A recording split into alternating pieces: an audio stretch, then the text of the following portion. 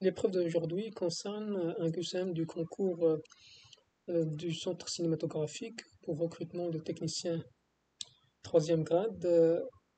Nous allons faire la suite par rapport à la vidéo qu'on a récemment partagée qui contenait les 20 premières questions. Aujourd'hui, nous allons voir 20 autres questions dans ce concours. Je rappelle que c'est un concours qui s'est déroulé en 2020. Donc, j'enchaîne directement par rapport aux questions. Première question, la 23e. Une technique consistant à voler des informations de la part des utilisateurs par courrier électronique, téléphone, contact direct ou site web falsifié s'appelle. Alors, par rapport à cette question, ça a rapport à la sécurité. Bien évidemment, vous pouvez voir que dans les réponses, nous avons quatre choix. Le spamming, le scam, phishing et ingénierie sociale. Moi, franchement, quand j'ai répondu par phishing. Et bien sûr, comme je vous ai expliqué, les réponses elles restent relatives, dépendamment bien sûr, il peut y avoir plusieurs réponses à la question. Cependant, le choix, il peut y avoir des discussions par rapport au choix. Et dans cette question, moi, je vous invite quand même à faire un effort pour essayer de réfléchir. Parce que moi, ma réponse était le phishing. Pourquoi, en fait, j'ai choisi ça? Parce que, en fait, dans le phishing, on peut envoyer, en fait, des courriers électroniques et, bien sûr, faire des appels. Et on peut même aller jusqu'à falsifier une page web. Par contre, dans l'ingénierie sociale, généralement, on ne fait pas cette étape de falsification d'un site web. D'après ce que je sais, ça concerne surtout le phishing. Même que, en fait, le phishing peut être considéré comme une sous-partie de l'ingénierie sociale. Mais en tout cas, ça reste à discuter pour ce qui concerne la réponse à cette question. Donc, pour ce qui concerne l'effort que j'ai fait pour chercher la réponse, moi j'étais entre les deux réponses phishing et ingénierie sociale, mais en tout cas pour les deux, moi je suis pour de donner les deux. Dans l'ingénierie sociale, on peut aller jusqu'à téléphoner et contacter directement la personne et faire même des courriers qui peuvent être trompeux. Voilà pour ce qui concerne la première question. Deuxième question, ça concerne les systèmes disques. Et ici, on se pose la question, quel est le système disque standard des PC? La réponse, c'est l'IDE. Même que IDE, c'est un peu ancien et ça ne s'utilise presque pas. Aujourd'hui, on utilise plus ce qu'on appelle le SATA. C'est à peu près le standard qui est le plus utilisé récemment dans les disques durs. Qui est le plus connu pour ce qui concerne la question qui suit, lequel des éléments suivants permet de faire un backdoor? La réponse est le cheval de Troie. En fait, backdoor, en fait, c'est en quelque sorte une sorte de porte secrète qui permet d'entrer dans le système ou bien dans l'opérateur qui est utilisé dans la machine et de faire des opérations en secret. Un cheval de Troie, en fait, il est un virus qui s'installe et qui permet de faire en quelque sorte une petite porte qui permet l'accès aux malfaiteurs. Vous pouvez voir par rapport aux autres cas d'options qui se présentent ici par rapport à cette question. Pour ce qui concerne la 26e question, quels sont les algorithmes cryptographiques utilisables par le protocole SSH? La réponse est RSA, AES. RSA, c'est un protocole qui utilise un système asymétrique de sécurité. Pour l'AES, c'est un système de cryptographie qui est synchronisé.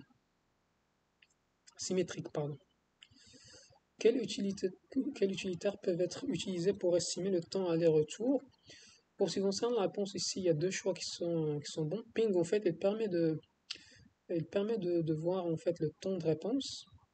Il y a TraceT qui permet aussi de faire le traçage en fait, mais aussi de voir le temps de retour. Laquelle n'est pas qualifiée comme technique d'attaque? Ici, la réponse est le spamming. On sait très bien que Man in the Middle permet en fait de faire une attaque pour récupérer des données au hacker. Le cracking aussi, en fait, c'est une façon d'attaque qui permet de faire, comment dire, trouver les clés qui permettent d'accéder au logiciel. Bien évidemment, c'est une façon d'attaque qui est très ancienne, qui est très connue, qui est utilisée pour craquer le logiciel de d'utilitaires tels que vous pouvez.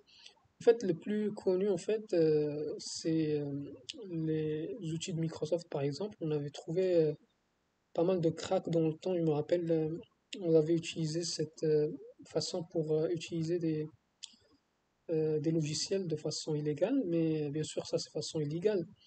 On trouve des clés, on les publie sur Internet. Il y a des personnes qui peuvent les vendre, surtout euh, pour les logiciels qui sont très, très demandés dans le marché. En tout cas, le spamming, c'est pas parmi les solutions qui peuvent être utilisées parmi les attaques. En fait, le spamming, ça peut être utilisé par mail. En fait, c'est surtout les mails. Lorsque vous recevez un mail en spam, il y a des attaques qui peuvent passer par le spamming, mais c'est pas l'objectif. Le spamming, généralement, c'est pour principalement essayer d'envoyer des mails qui peuvent avoir lien par rapport à des campagnes de marketing, des fois, des promotions. Et c'est pas l'objectif d'attaquer principalement en fait par sécurité. 29e question, qu'est-ce qu'un extranet? La réponse, ce n'est pas la première, ce n'est pas un réseau privé, ce n'est pas un site intranet non plus, privé, c'est surtout un réseau public, une extension, si vous voulez, d'un réseau privé vers le public et qui permet à des partenaires de la société, de l'entreprise, d'accéder à des services euh, qui sont offerts par la société ou l'organisation. 30e question. Un administrateur souhaite sécuriser son réseau sans fil. Il veut autoriser que certains dispositifs puissent accéder au réseau. Quelle mesure serait la plus efficace pour limiter l'accès? On est bien d'accord ici, il s'agit de limiter l'accès à des dispositifs à travers un réseau sans fil. Quand on parle réseau sans fil, généralement on parle Wi-Fi. WPA, effectivement, c'est un protocole qui permet de sécuriser mieux comparé à WEP, le web, qui, euh, qui était susceptible d'attaque. Euh, mais il ne permet pas forcément de limiter l'accès à certains dispositifs dans le réseau. Par contre, le système de sécurité le mieux et le plus efficace, ça serait un filtrage par adresse MAC. Dans un réseau sans fil, c'est le plus efficace, c'est ce qui permettra de restreindre l'accès à certains dispositifs au réseau. 31e question, la signature DSS utilise quel algorithme de hachage? Si vous recherchez un petit peu sur Internet, vous allez trouver que c'est le SHA-1, qui permet en fait à DSS de hacher les données. 32e question. Qu'est-ce qui est une forme de virus explicitement conçu pour éviter la détection par des logiciels antivirus? La réponse est le polymorphe. C'est le virus polymorphe. D'ailleurs, ici, la réponse elle est straightforward. Le protocole utilisé pour sécuriser les emails, c'est PGP.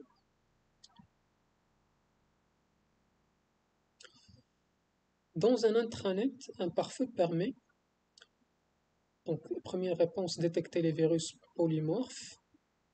Vraiment, la détection de virus, c'est surtout pour l'antivirus, non pas pour un pare-feu.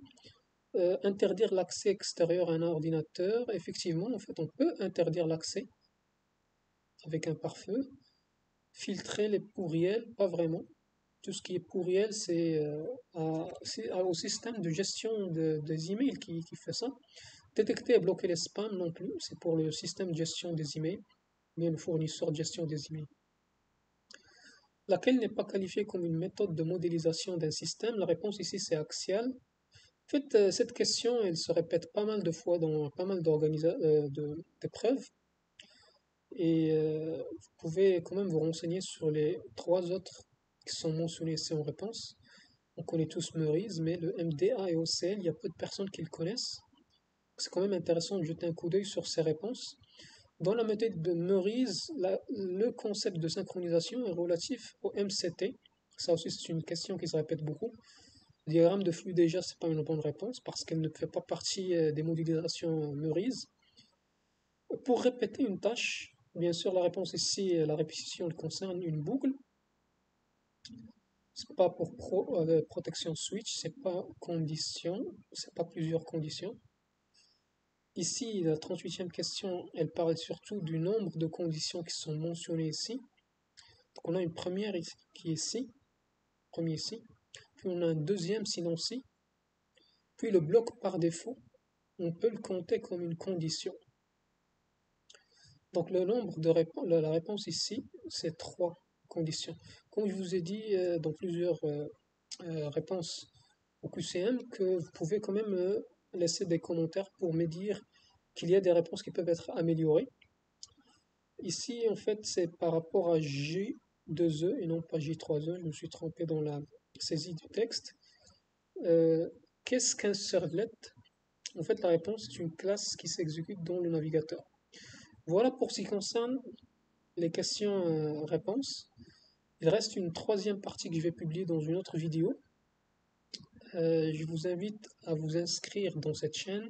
Si vous avez bien sûr aimé le contenu, n'hésitez pas à faire un subscribe et aussi de faire un j'aime et bien sûr laisser vos commentaires pour me donner votre feedback par rapport au contenu. Ça nous aidera à améliorer mieux et bien sûr à nous motiver à faire plus d'efforts afin de vous partager un contenu plus pertinent. À très bientôt.